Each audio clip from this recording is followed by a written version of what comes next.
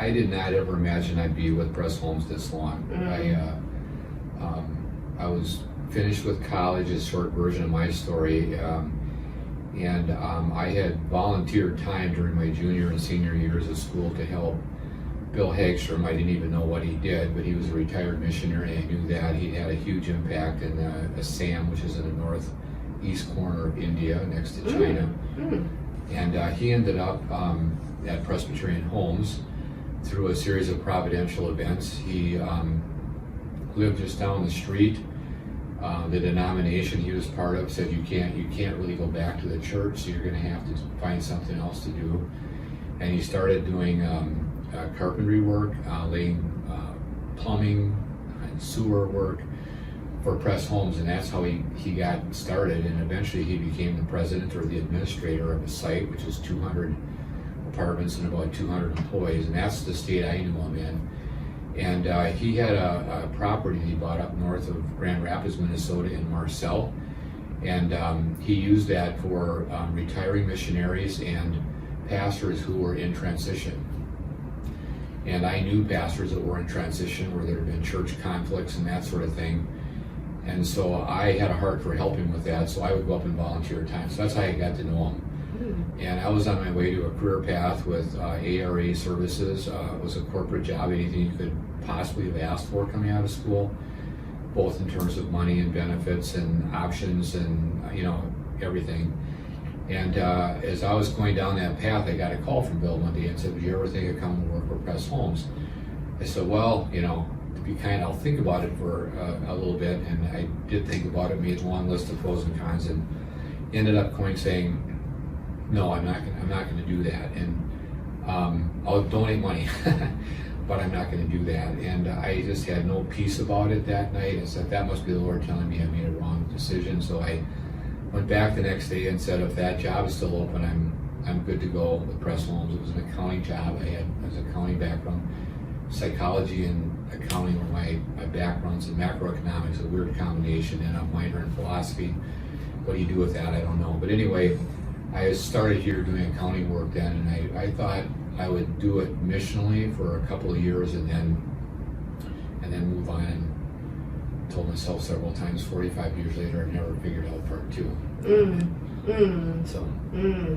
So when you were feeling tension about making a decision to join Presbyterian Homes that long ago, it sounded like you had a heart that was drawn towards serving the church or missions in some way. And do you feel that maybe your perspective has changed about the value of this ministry in overall Christian ministry? No, what I love about the role is it's a blend of business and anything you would experience in the corporate world, at least most of it, combined with a purpose and a mission that's a parachurch structure. And so it's really the best of both worlds.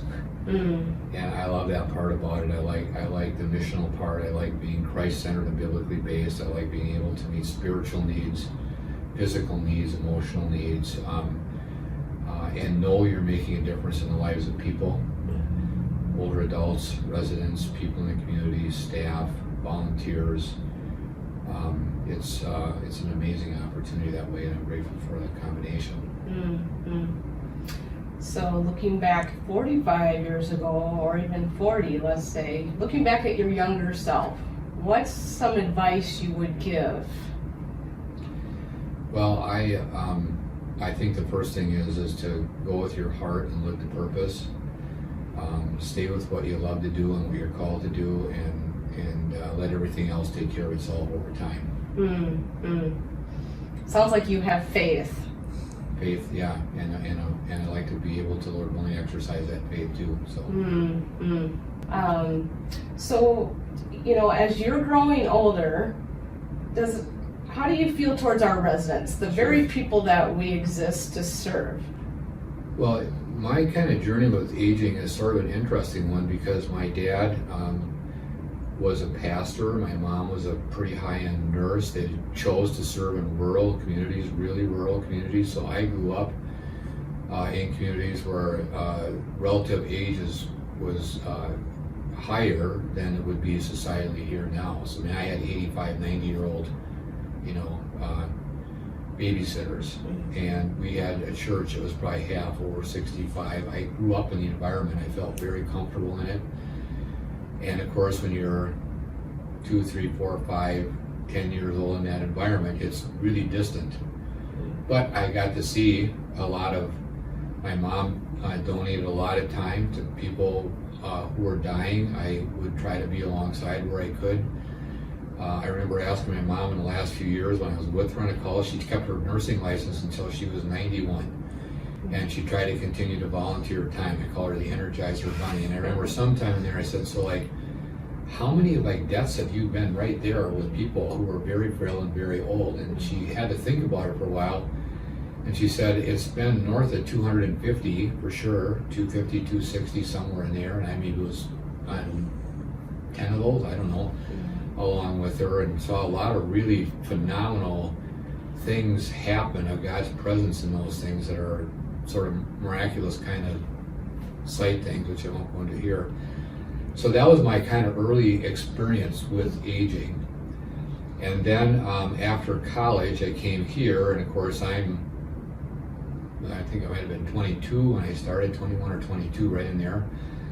And so, I was by far the youngest person on the management team, and the older adults then seemed kind of like the ones I grew up with, And then when you get a little bit older, your parents, your grandparents are going through it. So that's another season of life.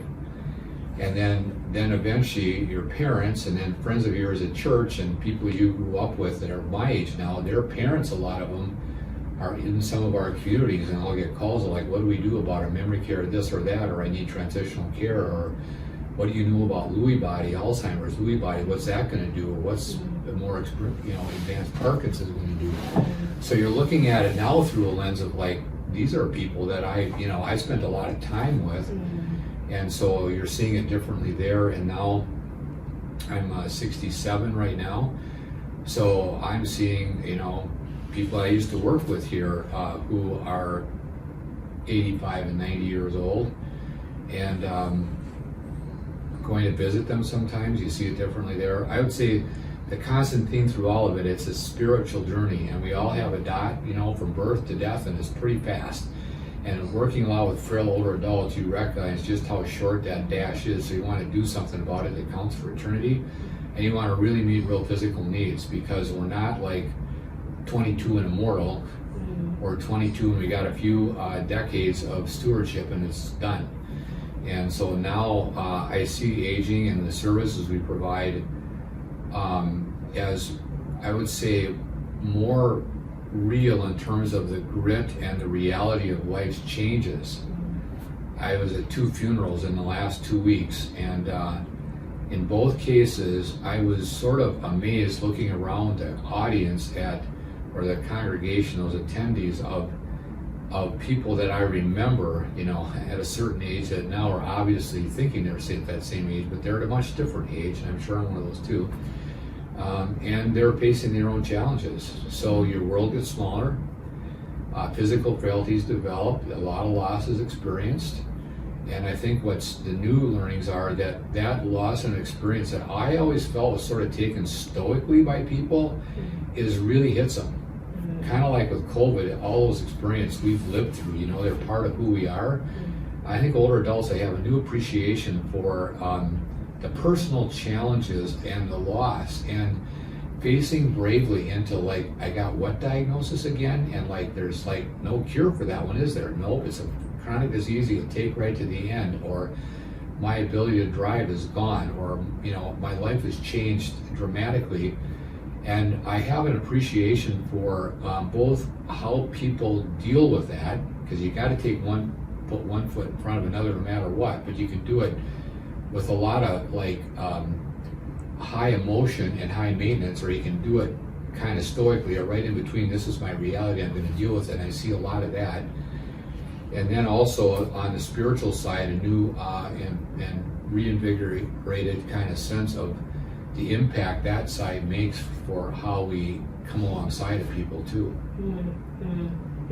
It's those rich. will probably get more impactful as time goes on. That's a hopeful journey.